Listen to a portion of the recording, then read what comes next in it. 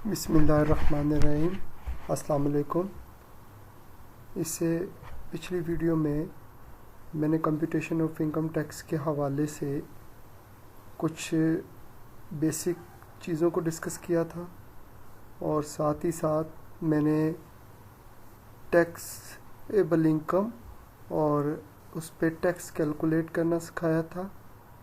और हमने फिर साथ ये भी बात की थी कि अगर आप सैलरी पर्सन का टैक्स पेबल निकाल रहे हैं और सैलरी पर्सन को एओपी से यानी कि एसोसिएशन ऑफ पर्सन से प्रॉफिट का हिस्सा मिले तो फिर उसका टैक्स ट्रीटमेंट हमने क्या करना है। साथ ही साथ मैं आपको ज़रा दिखाता हूँ कि हमने एक एग्जांपल भी की थी। लास्ट लेक्चर में हमने पहले सिंपल टैक्स कैलकुलेट करना सीखा कि पांचों सोर्स की इनकम को लिखें, प्रॉपर्टी को इनर में लिख दें, बाकी सारी इनकम्स को आउटर कॉलम में लिखें और टोटल कर दें। टोटल इनकम आ जाएगी। उसमें से डिडक्टिबल अलाउंसेस माइनस कर देंगे। 6 तरह के अलाउंसेस मैंने बताए थे। माइनस करके जो अमाउंट आएगी उस पर रेट अप्लाई कर देंगे। लेकिन अगर किसी सैलरी पर्सन को फर्म से यानी कि एसोसिएशन ऑफ पर्सन से प्रॉफिट का हिस्सा मिले तो फिर मैंने आपको बताया था कि टैक्स 2 दफ़ा कैलकुलेट करते हैं, एक दफ़ा रेट लगाकर और एक दफ़ा फार्मूला लगाकर। ये देखें नीचे सोल्व हुआ है। ये मैंने एक एग्जांपल सोल्व की हुई है। पांचों इनकम जमा हो गई और डिडक्टिबल लॉस माइनस हो गए। टैक्सेबल इनकम एक्सक्लूडिंग एओपी आ गया, उसमें एओपी का हिस्सा जमा किया, शेयर जमा किया। टैक्सेबल इनकम इंक्लूडिंग एओपी आ गया। अब टैक्स हमें 2 दफ़ा कैलकुलेट करना पड़ेगा। एक दफ़ा आप रेट देखेंगे, मैं आपको रेट भी दिखा देता हूँ कैसे रेट देखेंगे। आप रेट्स गिवन होंगे पेपर के क्वेश्चन पेपर में भी और आपने बस उसको अप्लाई करना है। जैसे यहाँ मैंने अप्लाई किया हुआ है 6 लाख तक 0 और 6 लाख से ऊपर पर 5% स्लैब वाली में ये रेट आ रहा था। मैंने अप्लाई किया 5750 आ गया। अब आपको दोबारा टैक्स कैलकुलेट करना पड़ेगा क्योंकि अगर शेयर फ्रॉम एओपी मिले तो 2 दफ़ा टैक्स कैलकुलेट करना पड़ता है। जो पहले टैक्स आता है वो पेएबल नहीं होता, उसे बस इनर में लिख के छोड़ देते हैं। जो बाद में टैक्स आएगा ये फार्मूला लगाकर जो लास्ट क्लास में डिस्कस किया था हमने, इस फार्मूले की मदद से जो आंसर आएगा वो टैक्स पेएबल होगा और वो आपने टैक्स डिपार्टमेंट को जमा करवाना है। आज हम डिस्कस करते हैं नेक्स्ट मज़ीद। अगर कोई टीचर है और किसी नॉन प्रॉफिट मेकिंग इंस्टीट्यूट में टीचर है, जैसे गवर्नमेंट के कॉलेजेस होते हैं, जैसे गवर्नमेंट की यूनिवर्सिटीज़ होती हैं, कॉलेज किसी बोर्ड से जो है एफिलेटेड होना चाहिए और यूनिवर्सिटी एचईसी से एफिलेटेड होनी चाहिए और नॉन प्रॉफिट मेकिंग होना चाहिए। तो उस टीचर को टैक्स पेबल में से राहत मिलेगी और राहत कितनी मिलेगी? सैलरी पर जो टैक्स बनता है, सिर्फ सैलरी पर जो टैक्स बनता है उस टैक्स का 25% राहत मिलेगी। तो अगर कोई टीचर है और नॉन प्रॉफिट मेकिंग इंस्टीट्यूट में है, प्रॉफिट मेकिंग नहीं होना चाहिए। जैसे सपोज करें, मैं एग्जांपल देता हूँ, सुपीरियर कॉलेज। अब superior college non profit making नहीं है, प्रॉफिट मेकिंग है, तो इस कॉलेज के टीचरों को ये रियायत नहीं मिलेगी। ये रियायत सिर्फ मिलेगी नॉन प्रॉफिट मेकिंग इंस्टीट्यूट के टीचर को, जैसे गवर्नमेंट के कॉलेजेस और यूनिवर्सिटीज़ के टीचर हैं। रियायत कितनी मिलेगी? 25%। सैलरी पर जो टैक्स बनता है 25% उसका आप लेंगे और जितना आंसर आएगा उतनी राहत मिलेगी। जैसे ये देखिए, मैंने ये एग्जांपल नीचे सोल्व की हुई है। एक बंदा है, उसकी उम्र 65 साल है और फुल टाइम टीचर है। उसकी सैलरी 7 लाख है। अदर सोर्स से उसने जो है वो 2 लाख कमाया। अब मैं इसको सोल्व करता हूँ, बगैर हेडिंग के सोल्व कर देते हैं सोल्यूशन में। 7 lakh salary income, other source मिलाकर 9 लाख, कोई डिडक्शन नहीं, कोई और इनकम नहीं, बस ये टीचर है। तो क्या करेंगे? अब ये टीचर है, इसको सैलरी पर जो टैक्स बनता है उसका 25% राहत मिलेगी। अब मैं तरतीब से चलता हूँ। सबसे पहले पांचों सोर्सेज को जमा करते हैं। इसमें सिर्फ 2 इनकम थी, 2 सोर्सेज थे, दोनों को जमा किया। लेस डिडक्टिबल अलाउंसेस भी नहीं थे, तो टैक्सेबल इनकम आ गई। फिर अगर एओपी से प्रॉफिट का शेयर मिले तो ऐड करते हैं, लेकिन इसके पास एओपी से प्रॉफिट का कोई शेयर नहीं मिला इसको, तो ये पॉइंट भी आप स्किप कर देंगे। अच्छा, फिर क्या करेंगे कि आपने देख रहा है कि ये टीचर तो नहीं है, तो ये टीचर है, तो टीचर को सैलरी पर जो टैक्स बनता है उसका 25% राहत मिलनी है। पहले मैं टैक्स निकालूंगा। 9 लाख पे ये स्लैब कौन सी बनती है चेक करते हैं रेट देखकर। 9 लाख पे स्लैब बनती है जी, पहली स्लैब तो 6 लाख तक है, दूसरी स्लैब 6 लाख से 12 तक, ये दूसरी बनती है जिसमें 6 लाख तक तो कोई टैक्स नहीं, 6 लाख से ऊपर पे 5% टैक्स है। तो देखते हैं 6 लाख तक 0 और 6 लाख से ऊपर इसके पास 3 लाख थे। ये देखिए मैं कर्सर लेके आया तो 3 लाख पे 5% अप्लाई किया तो 15,000 आ गया। अब ये टैक्स पेबल आ गया। ये डबल लाइन अभी नहीं लगानी आपने, ये मैं यहाँ से कट कर देता हूँ क्योंकि अभी इस पे मज़ीद वर्किंग बाकी है, तो यहाँ से डबल लाइन जो है वो हम स्किप कर देते हैं। अब ये क्योंकि टीचर है और टीचर को सैलरी पर जो टैक्स बनता है उस टैक्स का 25% राहत मिलेगी। तो अब हम क्या करेंगे कि सैलरी इसकी दी हुई है 7 लाख। सैलरी मैंने बिल्कुल अंदर जहाँ हम डिस्क्रिप्शन लिखते हैं वर्किंग में मैं ये काम करूँगा। सैलरी लिखी, उस पर रेट अप्लाई किया, रेट वही स्लैब बन रही है 6 लाख से 12 लाख वाली। 6 लाख तक कोई टैक्स नहीं और 6 लाख से ऊपर 1 लाख पे 5% अप्लाई किया तो सैलरी पर जो टैक्स बनता है वो बनता है 5,000। क्योंकि मैंने पूरी वर्किंग नहीं की, नोट्स थे, तो यहाँ मैंने 5,000 निकाल लिया। अब 5,000 सैलरी पे टैक्स आ गया रेट अप्लाई करके, तो 5,000 का 25% लेंगे तो आ जाएगा 1250। तो 1250 में 15,000 में से माइनस कर दूंगा तो मेरे पास आंसर आ जाएगा 13,750। तो अगर कोई टीचर है और फुल टाइम टीचर है किसी नॉन प्रॉफिट इंस्टीट्यूट में, तो सैलरी पर जो टैक्स बनता है उस टैक्स का 25% रियायत मिलेगी। लेकिन सैलरी पे टैक्स हमें फिर अलग से वर्किंग में निकालना पड़ेगा रेट अप्लाई करके, और जो भी आंसर आएगा उसका 25% लेकर आउटर कॉलम में माइनस कर देना पड़ेगा आपको। अच्छा, अभी हमने स्टेप बाय स्टेप सीख लिया सिंपल टैक्स कैलकुलेट करना, एओपी और फिर टीचर। अगला पॉइंट है जी फॉरेन इनकम का। अगर कोई फॉरेन बिजनेस इनकम कमाता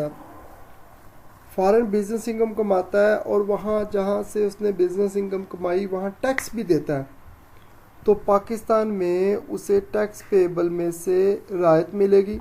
यहाँ मैंने मेंशन भी किया कि अगर कोई रेजिडेंट टैक्स पेयर जो पाकिस्तान का रेजिडेंट है और वो दूसरे मुल्क में बिजनेस करके वहाँ से बिजनेस इनकम कमाता है और वहाँ टैक्स भी देता है, तो पाकिस्तान में उसको टैक्स में क्रेडिट मिलेगा। लेकिन ये पॉइंट किसके बाद आएगा? टीचर के पॉइंट के बाद। अगर वो टीचर भी है तो उसके बाद ये पॉइंट आएगा। आपने स्टेप बाय स्टेप चलना है, पहले एओपी का ट्रीटमेंट, फिर टीचर का और फिर फॉरेन बिजनेस का। लेकिन सपोज करते हैं कि क्वेश्चन में ना एओपी है ना टीचर है, तो फिर सिंपल टैक्स कैलकुलेट करके नंबर आ जाएगा फॉरेन टैक्स क्रेडिट का। अब कैसे टैक्स क्रेडिट मिलेगा? फॉरेन टैक्स जो आपने पे किया है वहाँ उसे लिखेंगे इनर कॉलम में, और फिर उसी टैक्स को पाकिस्तानी रेट पर निकालेंगे। यानी कि फॉरेन इनकम के ज़रिए हम पाकिस्तानी रेट पर टैक्स निकालेंगे। ये फार्मूला लगाकर tax payable divided by taxable income multiply foreign income, formula लगा के जो आंसर आएगा फॉरेन टैक्स और इस टैक्स को कंपेयर करेंगे, दोनों में से जो कम होगा उतना बेनिफिट मिलेगा, उतना क्रेडिट मिलेगा। तो कैसे ये काम करना है ये ज़रा एग्जांपल नीचे देखें, एक लिस्टेशन मैंने लिखी हुई है। लिस्टेशन में लिखा हुआ है कि इसकी सैलरी जो है वो 6 लाख है, इसने फॉरेन बिजनेस इनकम कमाई 1 लाख, वहाँ जो टैक्स दिया फॉरेन टैक्स पे किया 10,000, अदर सोर्स इनकम कमाई 2 लाख। अब अगर तो इसकी फॉरेन बिजनेस इनकम भी है और पाकिस्तानी बिजनेस इनकम भी है तो दोनों को लिख देंगे, दोनों बिजनेस इनकम की हेडिंग के नीचे आएगा आगे जब हम टोटल ऑल सोर्सेज को डिस्कस करेंगे तो फिर वहाँ ये डिटेल में डिस्कस हो जाएगा, लेकिन अभी आपने याद रखना है कि बिजनेस इनकम की हेडिंग में आप फॉरेन बिजनेस इनकम लिखेंगे। तो देखिए जैसे मैंने यहाँ लिखा है, सोल्यूशन पे आ गए, सबसे पहले हेडिंग दे दी 5 लाइंस में, मैंने हेडिंग नहीं दी सिर्फ स्पेस को बचाने के लिए। फिर आपने लिखना है सबसे पहले सैलरी इनकम लिख दिया, फिर लिखना होता है बिजनेस इनकम, यहाँ फॉरेन बिजनेस इनकम है उसी को लिखें, फिर अदर सोर्स है अदर सोर्स को लिख दें। टोटल इनकम आ गई 9 लाख। अब अगर कोई डिडक्टिबल लॉसेस नहीं है तो यही टैक्सेबल इनकम है। अच्छा, अब देखेंगे क्या इस बंदे को एओपी से कोई शेयर मिला, ताकि फिर हम 2 दफ़ा टैक्स कैलकुलेट करें, लेकिन एओपी से शेयर नहीं मिला तो एक ही दफ़ा टैक्स कैलकुलेट करेंगे और उसी पे आगे मज़ीद प्रोसेस करेंगे। तो कोई और पॉइंट नहीं है। फिर देखेंगे, पहले ही देख लेते हैं क्या ये टीचर तो नहीं है, देखा तो टीचर भी नहीं है, तो कहीं भी नहीं मेंशन कि ये टीचर है। तो फिर हम सिंपल इस पे टैक्स कैलकुलेट करके डायरेक्टली फॉरेन टैक्स क्रेडिट के पॉइंट पे आ जाएंगे। 9 लाख भी दूसरी स्लैब में ही आ रहा है, जिसमें 6 लाख तक जीरो है और 6 लाख से ऊपर पर 5% टैक्स है, जैसे मैं ये कर्सर के जरिए शो करता हूँ। तो ये आगे 15,000।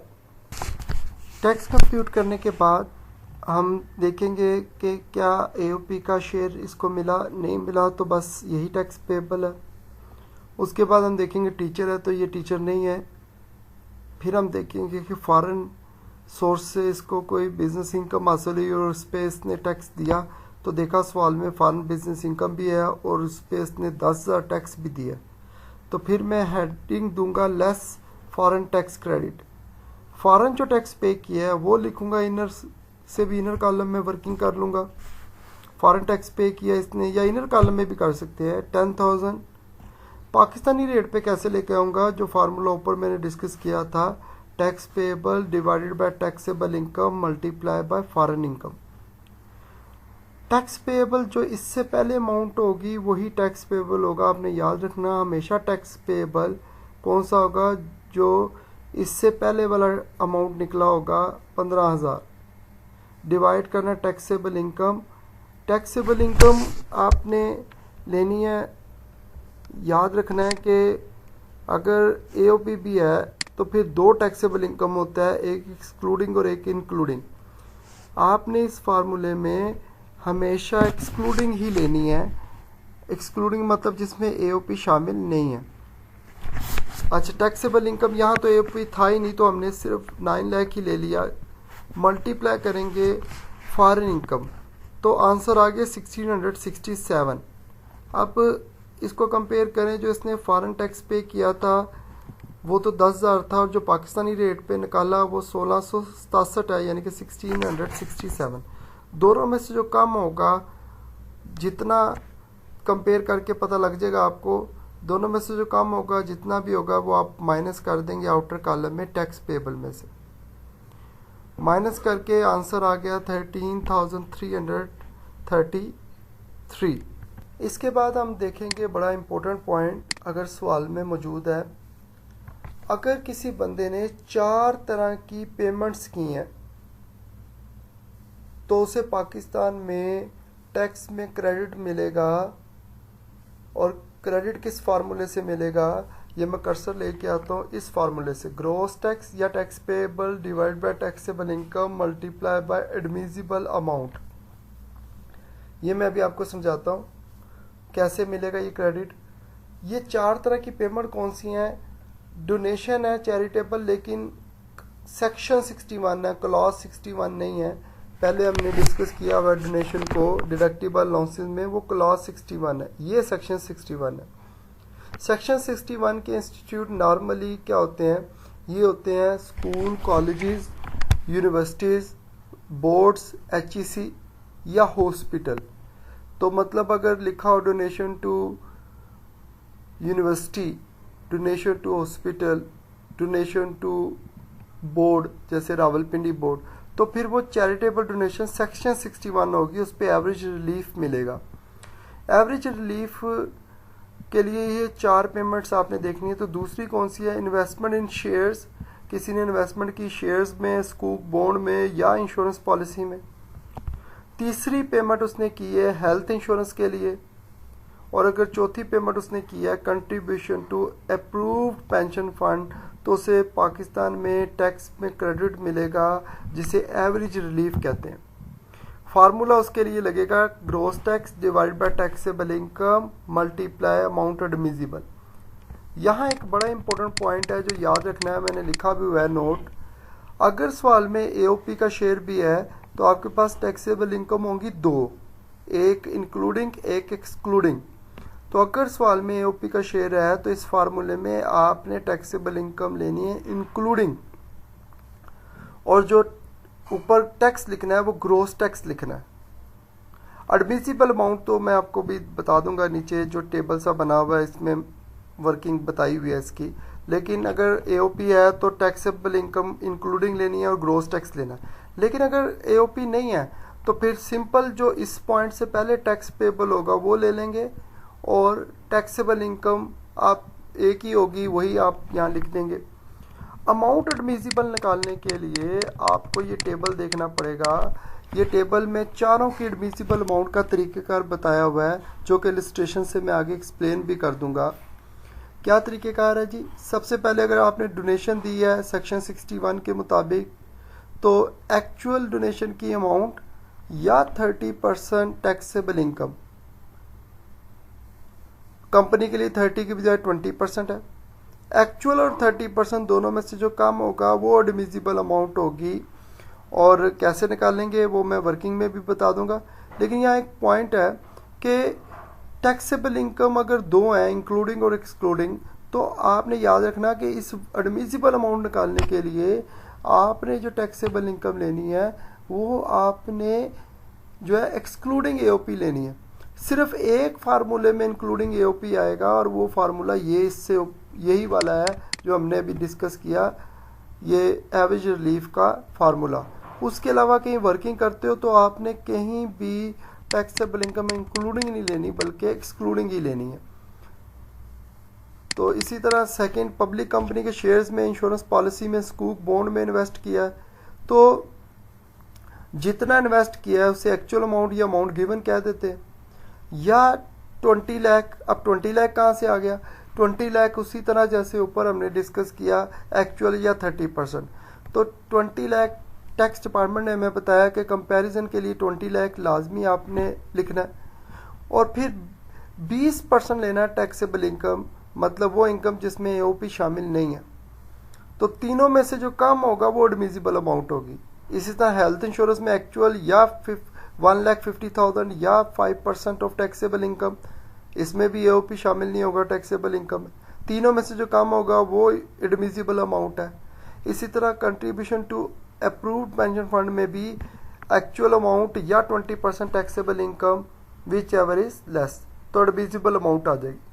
इसको अप्लाई करने के लिए, सिखाने के लिए मैंने एक इलस्ट्रेशन बनाई है जिसमें salary income, foreign business income भी लिखी, अदर सोर्स भी लिखा, शेयर ऑफ एओपी भी है, डोनेशन टू हॉस्पिटल यानी कि एवरेज रिलीफ वाली डोनेशन, इन्वेस्टमेंट शेयर्स है।